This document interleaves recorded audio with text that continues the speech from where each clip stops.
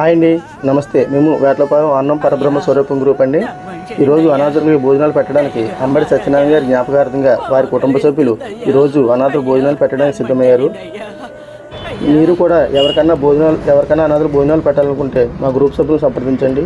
ప్రతి ఆదివారం దాదాపుగా 100 మందికి భోజనాలు పెట్టడం అయితే జరుగుతుంది. ఈరోజు చికెన్ దమ్ బిర్యానీ అయితే పెట్టడం జరిగింది. కడుపు కాలి కాలి ఇక్కడ బూడిదవుతున్నా, మనిషి అన్నవాడికి మనసే లేకపోయేనన్నా, ఉన్నవాడి కొంచెం గిస్తే లేని వాడే ఉండడే. కళ్ళు తెరిచి చూడు దేవుడా, అందరూ నీ పిల్లలే.